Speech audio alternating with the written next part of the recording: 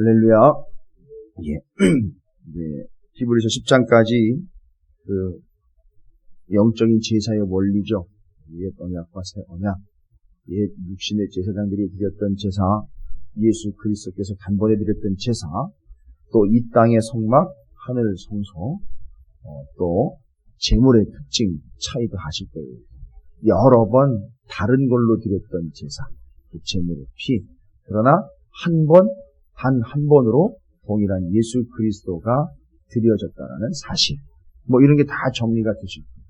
그래서 히브리서는 10장까지 이런 전체적이고 전반적이며 전제적인 것이 이해가 돼야 히브리서 11장 가서 믿음장 이야기할 때 엉뚱한 소리 안 하고 그 믿음을 내 입장에서 생각하지 않고 하나님이 어떻게 해 오셨기 때문에 어떤 계획을 가지고 구약으로부터 여기까지 말하자면 구약으로부터 히브리서 10장까지 하나님이 어떤 계획을 가지고 어떤 의도로 이 온전한 이 속죄를 이루어내셨는지를 확인하고 점검하고 다 내 것이 되고 난 다음에 이야기를 하는 게 믿음이에요. 이 무작정 또 11장만 가지고 이야기하다 보면 이 앞에 이미 하나님이 전제로 다 설명을 하시고 일일이 반복해서 말씀하신 구속의 은총과 원리를 깨닫지 못한 채로 무조건 믿으면 된다. 이런 개념으로 그냥 단순하게만 이야기하다 보니까 믿음이 너무 가치가 없어지는 것이고 그 믿음이 너무 쉬워졌다라는 거죠. 그게 어떻게 해서 그런 믿음이 나오게 되었는지에 대한 전제가 벌써 1장부터 10장까지 다 깔려있습니다. 어제도 제가 나홈서 2장을 말씀드리면서 지금 우리가 살아가고 있는 이 시대는 더 나은 시기를 위해서 더 나은 때를 더 앞으로 좋아질 것을 기대하면서 살아가는 게 아니에요. 여러분을 비관적으로 만드는 게 아니라 앞으로 다가올 때는 명확한 때예요. 주님이 다시 오시는 때입니다. 우린 그걸 준비하는 거지 내 지금 상황보다 몇 걸음 더 나아가 더 진일보해서 더 좋은 환경, 더 좋은 여건을 만들어가는 게 이 세상의 삶이 아니라는 거예요. 그건 주일날마다 우리가 창세기를 묵상을 했고 지금 출애굽기를 묵상하고 있지만 그 얘기랑 똑같은 겁니다. 더 나은 애굽을 만들어가는 거랑 똑같은 거예요. 우리는 그걸 이 땅에서 더 편리하고 이 땅에서 더 부귀영화를 누리기 위한 더 좋은 날 보기를 원하는 그런 삶이 아니라는 거예요. 그러다 보니까 명확한 그때를 기다립니다. 주님이 다시 오심을 기다립니다. 그래서 어제는 제가 말씀을 무쳐 못 드렸는데 주님의 재림에 대해서도 성막을 예표로 제사장들을 예표로 이야기하고 있어요. 그러니까 어제 말씀입니다. 23절부터 9장 23절부터 28절까지 주님의 재림에 대해서 성막의 예표 육신의 제사장으로 설명을 하고 있는 게 뭐냐면 재림에 대해서 어렵지 않게 주님이 다시 오시는 거예요. 그죠? 그 얼마나 짧은 시간이고 얼마나 명확한 시간인지. 주님의 초림으로 속죄가 이루어졌습니다. 주님의 재림으로 구원이 완벽하게 정리가 될 거예요. 그렇죠? 그러니까 속죄의 온전한 근거로 인하여 재림의 구원이 완성이 돼요. 그래서 그때 심판 받아서 구원이냐 멸망이냐가 결정이 된다고 말씀드렸잖아요. 그렇죠? 재림이 그거예요. 초림 때 오셔가지고는 처음 오셔가지고는 마지막 때 이 세상이 끝나고 오셔서는 온전하게 그들의 죄를 속죄를 하십니다. 그리고 이것이 근거가 되어서 이것을 온전하게 믿고 받아들이며 주님 다시 오실 때까지 끝까지 그걸 붙잡고 가는 일을 더 좋은 세상 보기를 원해서 더 좋은 때 더 진시적이고 또 진일보해서 더 좋은 세상 만드는 자들 아니고 주님 다시 오시는 것을 속죄의 근거를 가지고 무단히도 애쓰면서 어렵고 힘들지만 끝까지 주님 다시 오실 때까지 끝까지 믿음을 지켜나가는 이들에게 주님은 다시 오셔서 심판이요 멸망을 분명하게 이루어내실 거라는 거죠. 그때. 지금 우리는 그때를 살아가고 있는 거잖아요. 그죠? 그러니까 여러분이 명확하게 기억하셔야 되는 것은 지금 이 끝날이라고 일컬어지고 있는 초림부터 재림 때까지 이 시간이 이렇게 길지가 않아요. 명확한 때예요. 구별된 때예요. 분명한 때를 살아가고 있는 거예요. 우리는 지금. 물론 이제 그 안에서 죽는 이들이 생기는 거죠. 먼저 죽는 일이, 주님 오시기 전에 죽는 일이 생겨요. 그러니까 그걸 걱정할 게 아니죠. 왜요?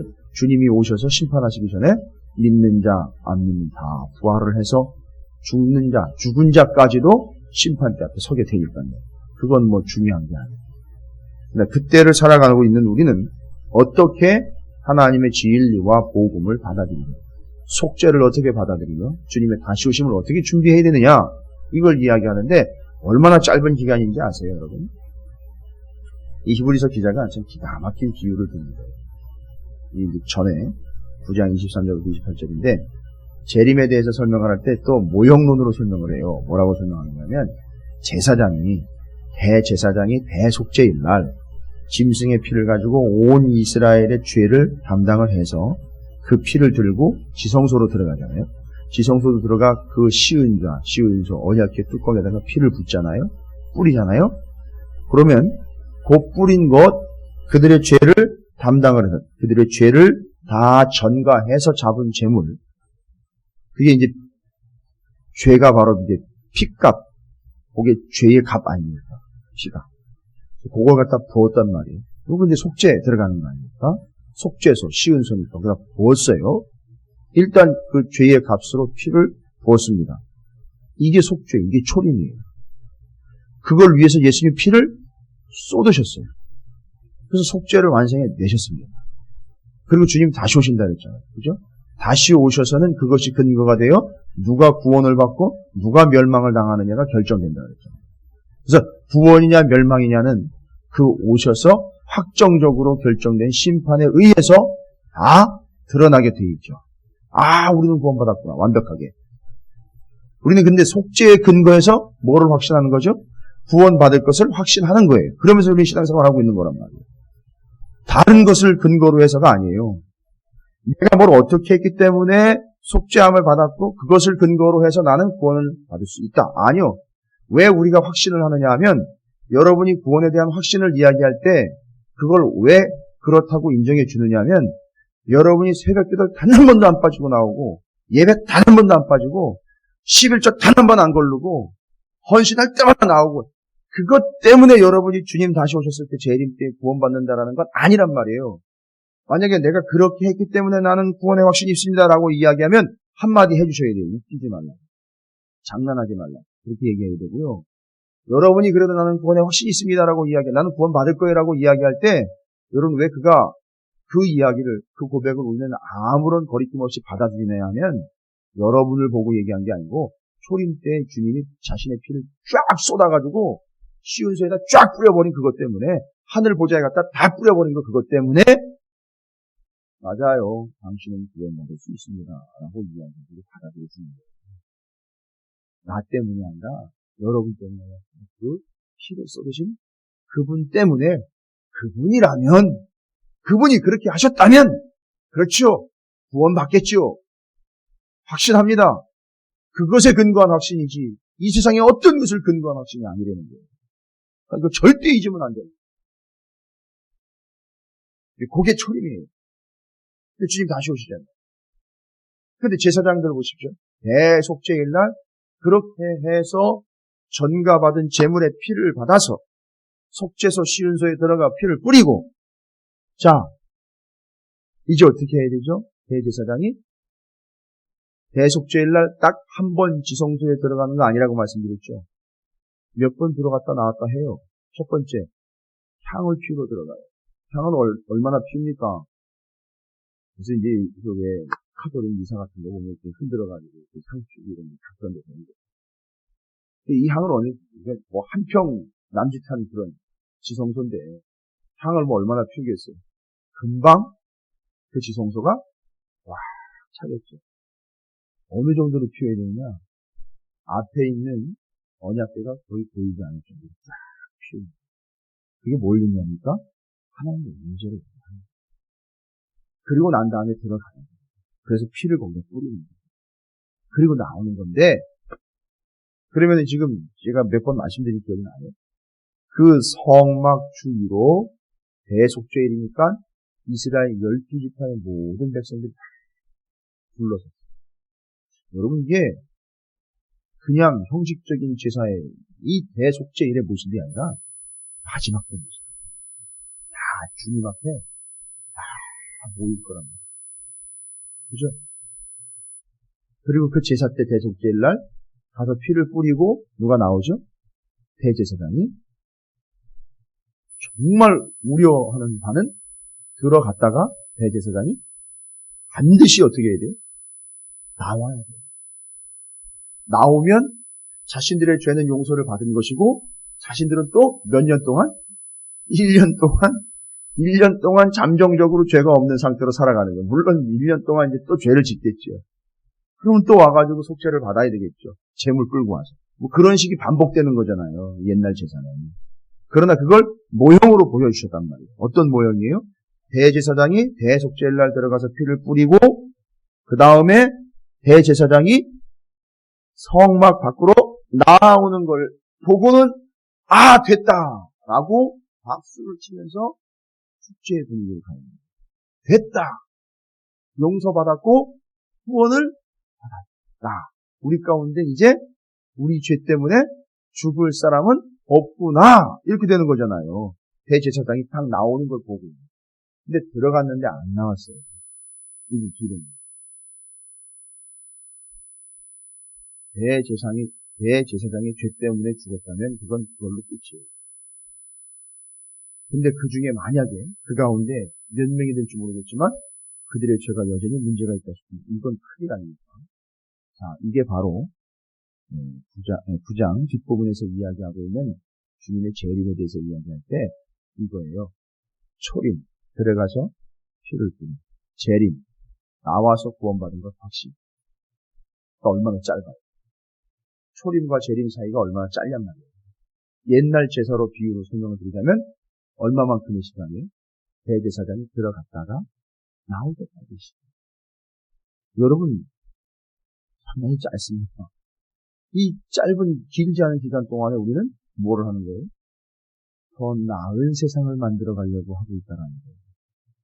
더 살기 편안한 세상을 만들고 더 많이 누리려고 하고 있다는 거예요. 오해고 착각이에요. 이건 마치 뭘 이야기하느냐면 대제사장이 지성소에 들어갔다 나오면서 그 짧은 기간에 마치 피가 묻었네 하면서 더 잘 보이고 더 깨끗하게 보이고 더 좋게 보이려고 메이크업을 다시 한다든지 복장을 다시 빨아입고 다시 나온다든지 뭐 이런 어리석은 짓과도 거의 맞먹는 짓이에요.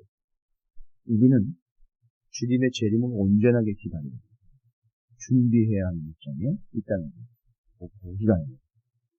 이해가 되시죠? 그래서 9장 뒷부분에, 맨 뒷부분에 23절부터 28절까지 주님의 재림에 대해서 유형론적으로 설명하는 거예요. 모형. 주님의 재림의 모형이 뭐였다는 거죠?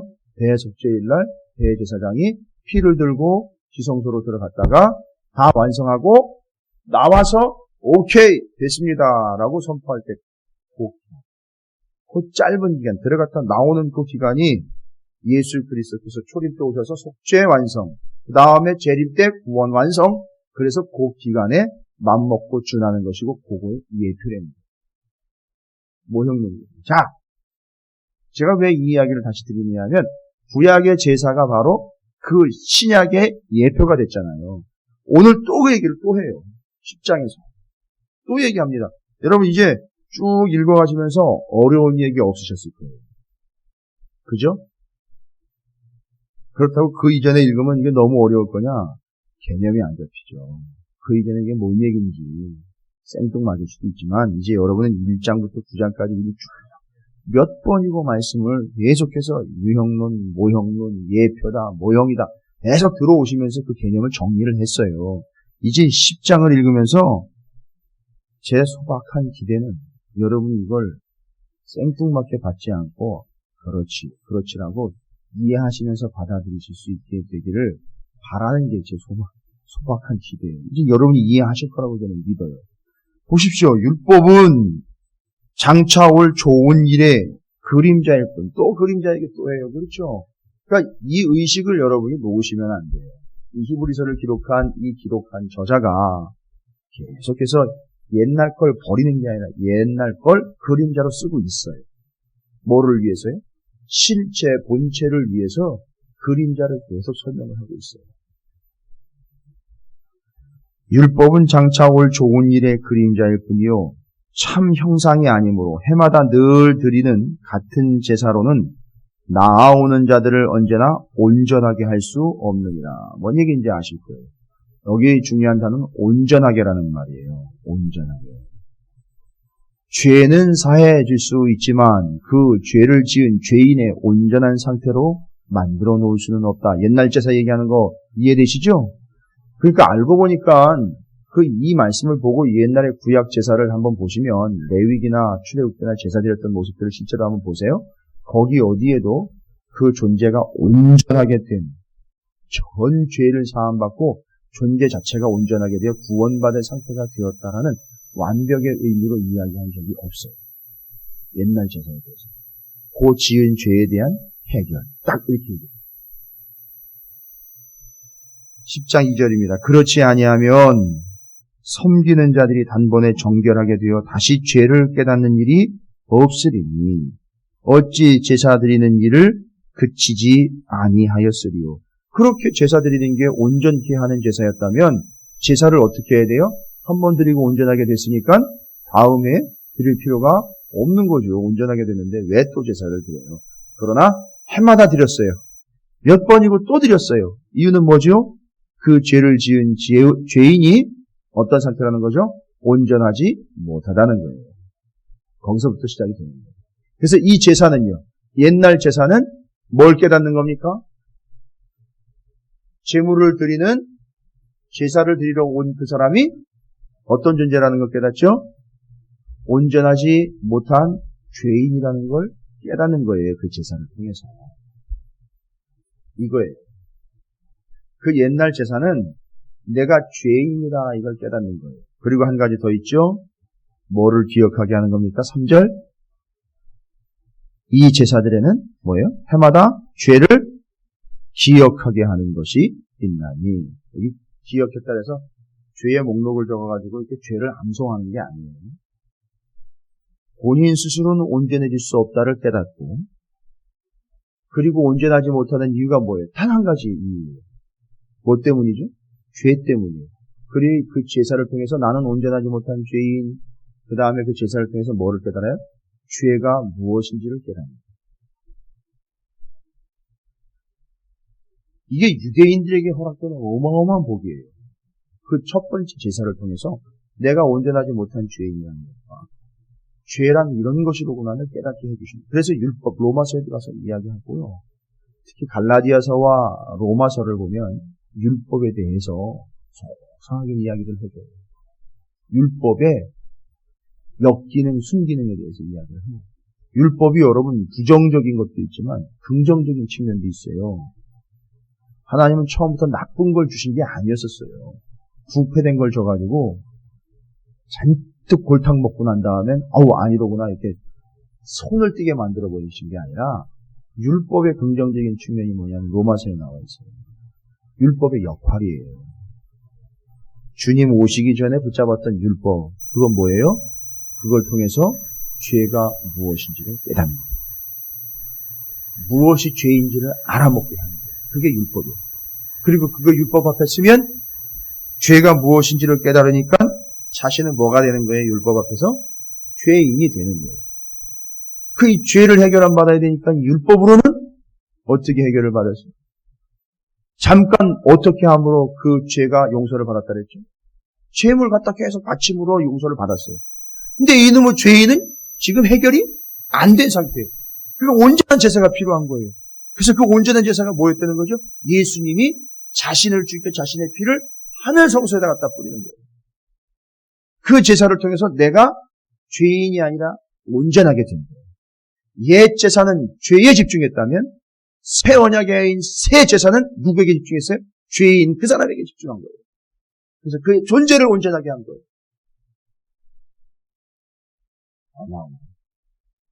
그러니까 이 이야기를요, 유대인들로서 예수를 믿게 된 사람들은 막 충격으로 받아들인 거예요. 햄머로 얻어 맞은 것처럼 받아들이는 거예요. 이런 개념이었어? 이런 의미란 말이야? 자신들이 지금까지 뭘 붙잡으면서 왔는데, 옛 제사, 옛 언약을 붙잡으면서 왔는데, 잘 보세요. AD 70년경에 로마의 티투스 장군에 의해서 그 성전이 완전히 부서져요. 그래서 지금까지도 회복이 안 된 게 그때 AD 70년경에 무너지고 그 이후로 아직도 회복이 안 된 거예요. 지금까지. 그래서 그 땅 뺏으려고 지금도 난리 아니에요. 지금 이스라엘. 그리고 AD 70년 이후로 성전이 무너지고 난 다음에는 지금까지는 성전 터만 남아있지. 그 통곡의 외벽에 그 밑둥골이 남아있는 거예요. 성벽도 아니고요. 성전의 벽도 아니고 외벽입니다. 울타리. 그걸 보고 지금 통곡의 벽이라고 붙잡고 있는 거예요. 그런데 잘 보십시오.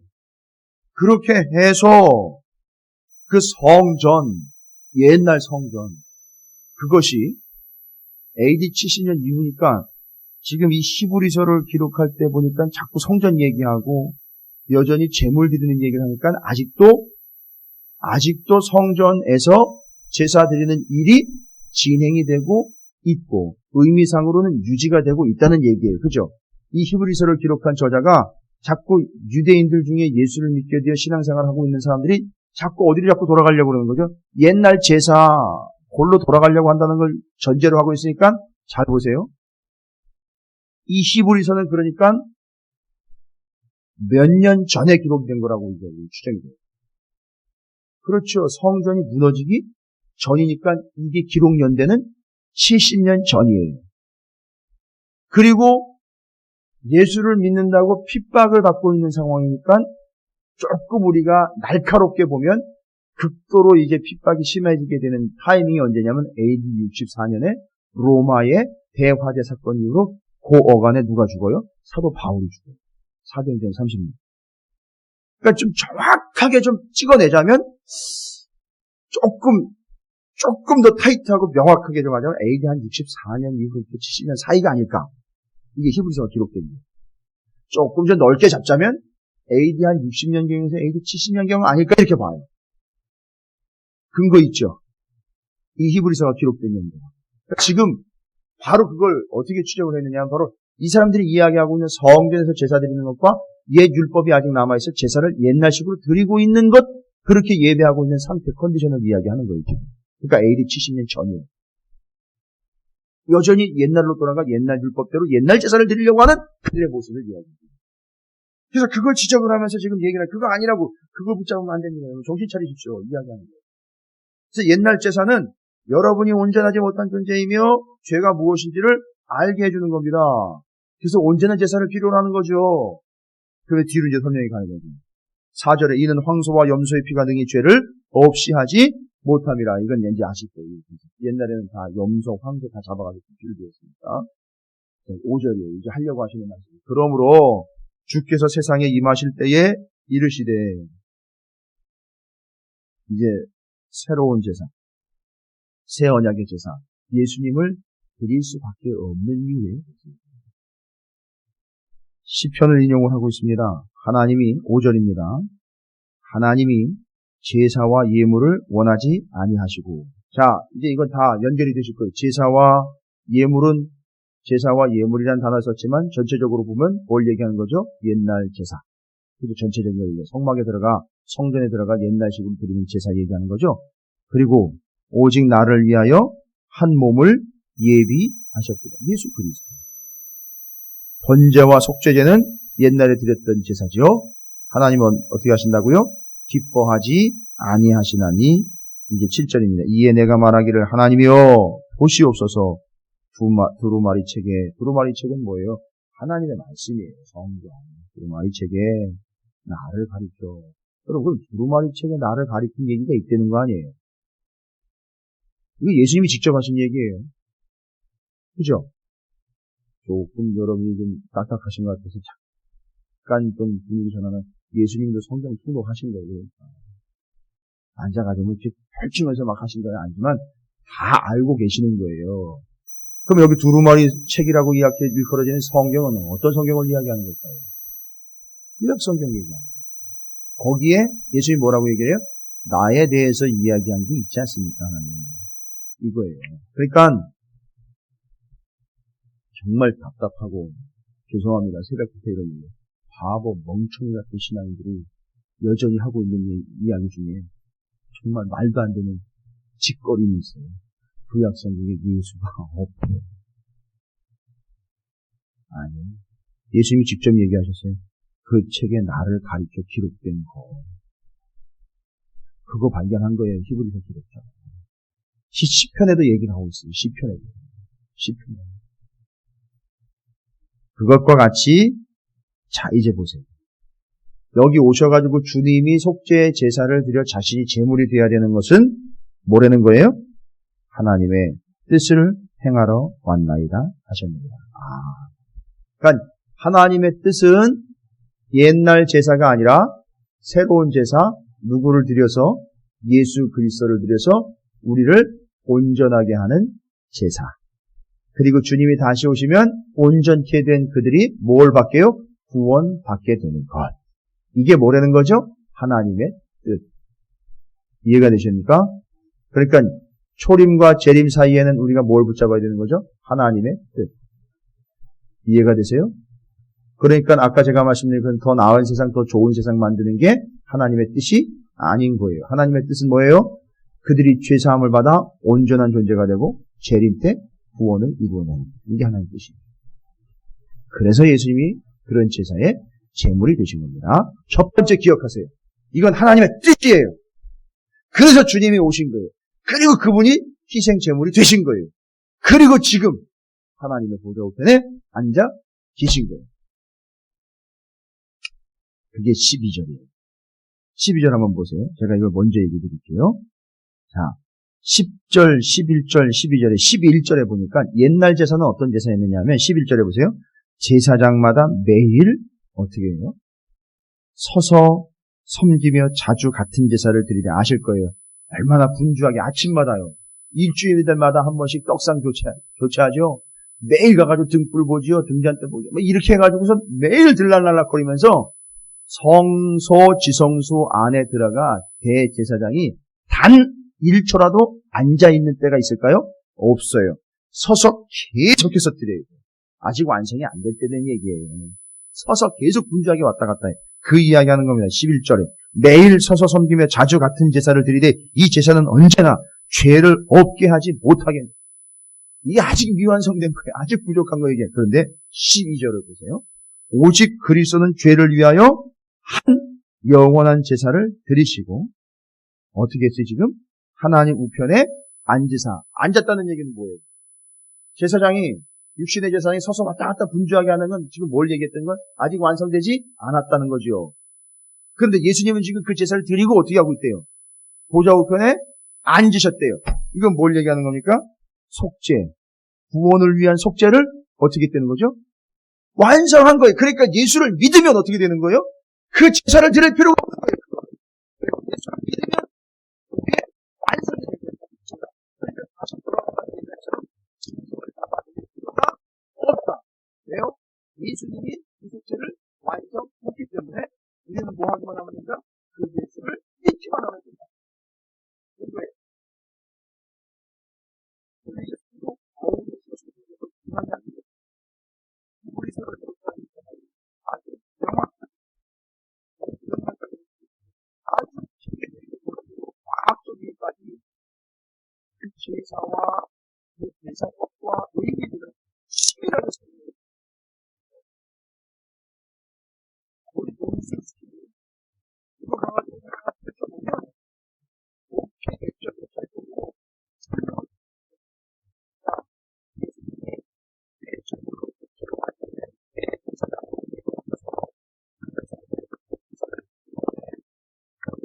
그러니까 첫 번째 그건 하나님의 뜻이라는 거예요.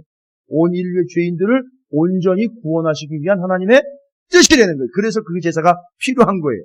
그 다음에 두 번째로 그 하나님께서 예수 그리스도를 보내가지고 자신의 죄를 뿌려서 제사한 그거는 속죄제예요. 그죠? 속죄제. 그런데 지금 그 속죄를 주님이 어떻게 하셨다? 완성하셨다. 미완성이 아니에요. 속죄를 완성하신 거예요. 그러니까 우리는 그 예수님 완성하신 그분을 믿기만 하면 되는 거예요. 속죄의 완성은 그 제사로 됐어요. 근데 구원의 완성은 언제 이루어져요? 그 주님이 다시 재림하셨을 때 구원의 완성. 그러나 우리는 그때까지 뭘 근거로? 예수 그리스도를 근거로, 속죄를 완성해낸 예수 그리스도를 근거로 뭐를 받을 확신을 가지고 살아가는 거죠? 구원받을 확신을 가지고 살아가는 거예요. 근데 이것도 모르고 무조건 구원의 확신이 있다는 거야, 자기는. 너 근거 좀 대봐. 이러면 어떻게 되나요? 요거 설명하시면 됩니다. 요거 설명하시면 됩니다. 히브리서 10장을 아예 자기 이야기로 쭉 설명을 한번 해보세요.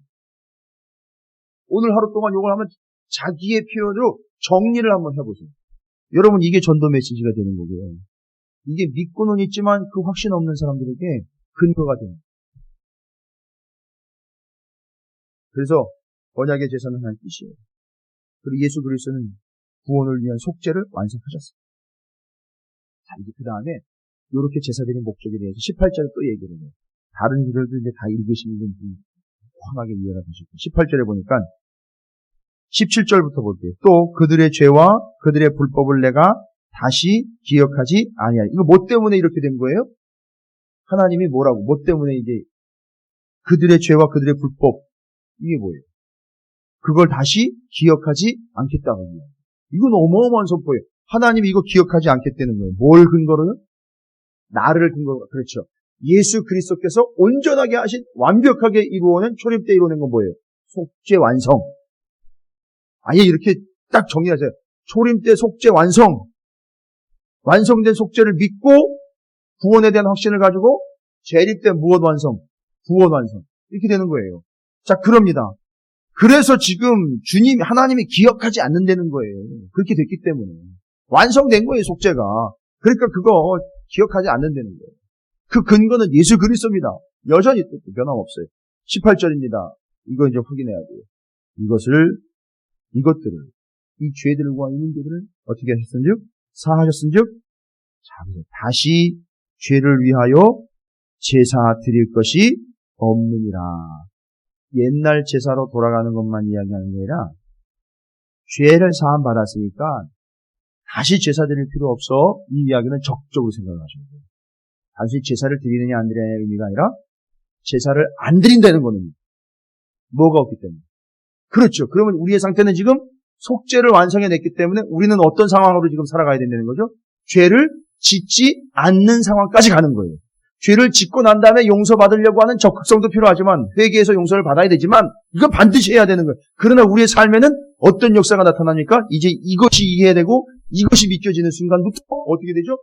죄의 유혹이 올 때 죄를 이겨내는 거예요. 이게 세 번째. 이 제사를 이해하지 못하면 맨날 다람쥐 쳇바퀴 돌도 도는 거예요. 그리고 거기서 죽는 거예요. 그 쳇바퀴 안에서 죽는 거야. 근데 언젠간 주인이 와가지고 죽은 시체를 꺼내고 버리는 거예요. 여러분, 이게 우리가 예수 그리스도의 속죄가 우리의 주는 의미, 하나님의 뜻이에요. 여러분을 구원해내기 위한 하나님의 뜻이에요. 그래서 하신 거예요. 그리고 지금 그 속죄를 완성을 하셨어요. 그리고 우리 그걸 믿는 거예요. 믿으면서 주님 다시 오실 때까지 그걸 붙잡고 구원의 확신을 가지고 가는 거예요. 다시 오시면 구원, 완성, 심판, 완성. 그리고 지금 더 나은 세상 만드는 게 아니라 바로 그때 제대로 구원받기 위한 철저한 믿음과 사랑을 하는 거예요. 세 번째는요. 이제 그 사실이 깨달음이 믿겨지기 때문에 더 이상 죄를 짓지 않는 적극적인 믿음으로 나아갑니다.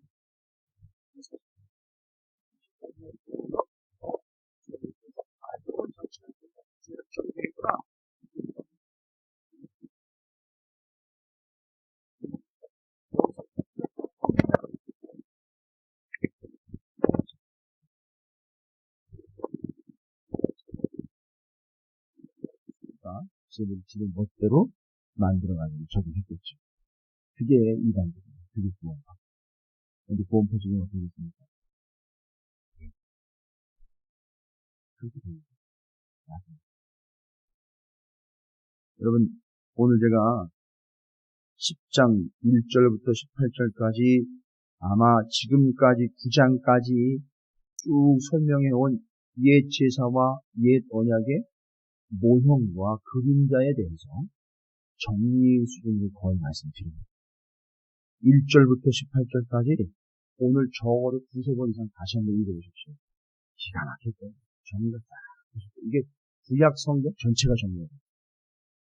이 사람은 이걸 기록한 사람은 그걸 다 전제로 하고 얘기합니다. 그리고 새로운 언약인 예수 그리스도의 속죄의 완성에 대해서 재림 때 완성된 구원에 대해서 쭉 전제를 하고 이야기하고 있는 거예요. 이게 다 담겨 있는 거예요. 이것이 이해가 되고 이것이 여러분에게 딱 정리가 된다면 여러분은 더 깊은 신앙의 경지를 경험하게 됩니다. 말씀도 그렇고요. 한 두세 번 더 읽으시면서 정리가 되시면 여러분에게 이 세 가지 사실이 이루어졌다는 걸 이해하실 거예요. 여러분을 구원하기 위한 예수 그리스도의 이 땅에 오신 것은 하나의 뜻이다. 그리고 그 예수 그리스도의 속죄 완성은 바로 그 제사요 온전케 하시는 예수 그리스도를 통해서 이루어졌다는 속죄 완성, 보좌 우편에 앉아 계신다라는 의미를 다시 한번 깊이 생각하십시오. 그 다음에 다시 옛날과 옛 언약과 옛 삶이 돌아가서 죄를 짓는 삶이 아니라 오히려 죄를 짓지 않는 삶으로까지 나아갈 수 있게 되었다라는 사실. 이게 예수 그리스도의 하나님 나라의 하늘 성소에서 제사를 통해서 이루어진 속죄 사역의 의미다. 여러분 지금 그걸 믿고 가고 있는 거예요. 지금 다시 오실 때까지 기간이 얼마 남지 않았습니다. 짧은 기간이에요. 제사장이 들어갔다 나오는 시간이에요. 이거 이해하시죠? 옛날 성막으로 보면 길지 않은 시간입니다. 이 시간 동안에 이 사실을 분명하고 명확하게 여러분의 삶이 믿음 위에, 이 속죄 위에, 이 근거 위에, 말씀 위에 온전히 세워지는 오늘 한 날과 여러분의 인생이 되시기를 주님의 이름으로 축원을 드립니다.